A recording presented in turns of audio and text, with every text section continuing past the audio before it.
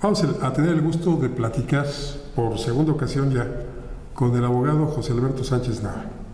Usted recordará, en una ocasión pasada, platicábamos de los impuestos que ilegalmente nos son impuestos a los ciudadanos mexicanos. Pero también hay derechos, también hay tarifas que están fuera de la ley y que tenemos que pagar a querer o no. Bienvenido, licenciado Sánchez Nava. Muy buenas noches. Buenas noches. Gracias, Paco, por tu invitación. Casetas de cobro.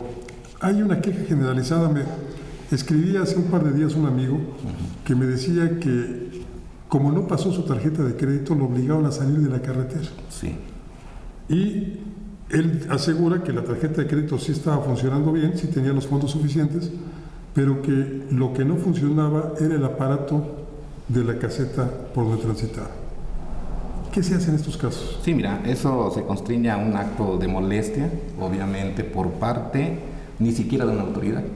Es de alguien a quien se le delegó vía una concesión otorgada por la Secretaría de Comunicaciones y Transportes para la cuestión de la administración de un tramo carretero. Sin embargo, pues hay muchísimas deficiencias de origen, porque en primer lugar las concesiones las otorga el Ejecutivo, pero no de forma directa, sino vía titular de la Secretaría de Comunicaciones y Transportes. La Secretaría de Comunicaciones y Transportes a su vez es parte del Consejo que constituye al CAPUFE, o sea, Caminos y Puentes Federales, como un organismo público descentralizado. Pero ¿cuál es el fondo de esta situación?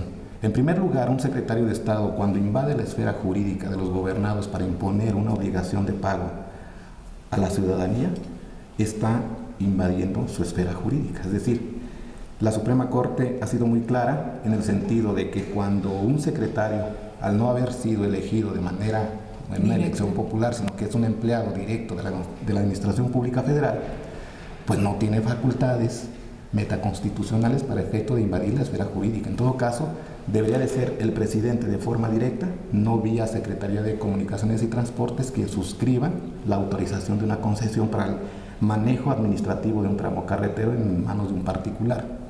Eso es fundamental. Es el primer error gravísimo.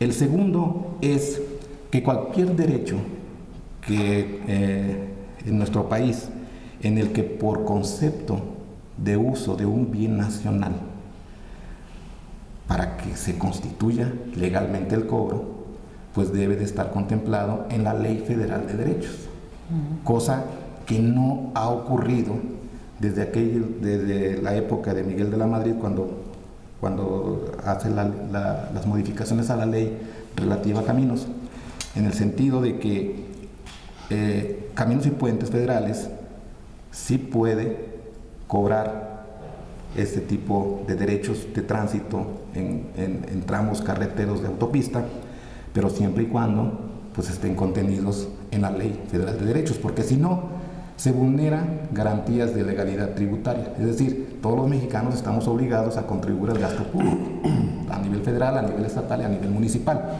Sin embargo, todos los cobros, tanto por conceptos fiscales como por derechos de algún uso de un bien del dominio público, deben de estar contemplados en la ley. Por alguna razón, las administraciones en los últimos 40 años de los gobiernos, tanto priistas como panistas, los gobiernos neoliberales, impusieron y delegaron a manera de privatización de la más burda sobre bienes nacionales que los establece la misma ley. La misma ley de bienes nacionales establece que pues son propiedad de la nación las carreteras. Obviamente, eso es indudable, independientemente de la modalidad de que si es libre o que si es de cuota. Entonces, son bienes nacionales.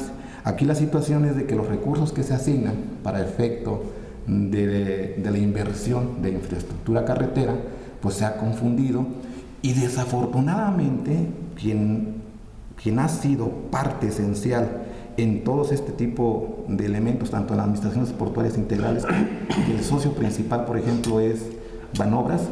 Igual Banobras es el que es parte medular desde el punto de vista financiero dentro de la estructura de CAPUFE para determinar los estudios de cuánto es lo que nos deben de cobrar, pero al margen de la ley. ¿Por qué?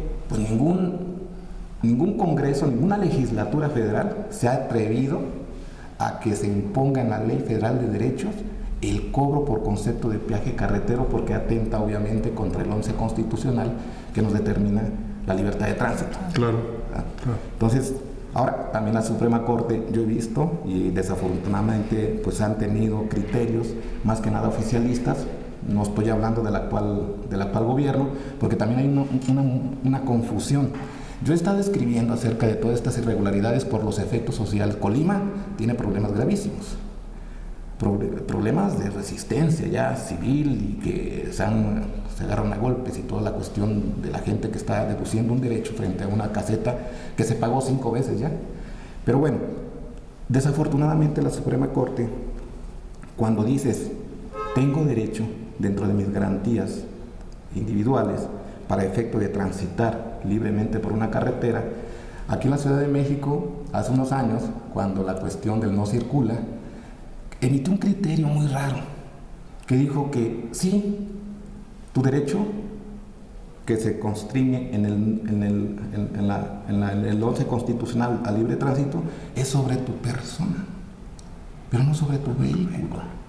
Y ojo, el 14 y 16 constitucional me protege a mí en mis bienes, derechos y posesiones. Por lo tanto, yo vi definitivamente una polarización para beneficiar oficialmente, porque en aquella época pues había una colusión entre el poder judicial y el poder ejecutivo. Si recordamos, Cedillo nos hizo una reforma en la cual se equiparó en su momento a un golpe de Estado a la Suprema Corte. Así es.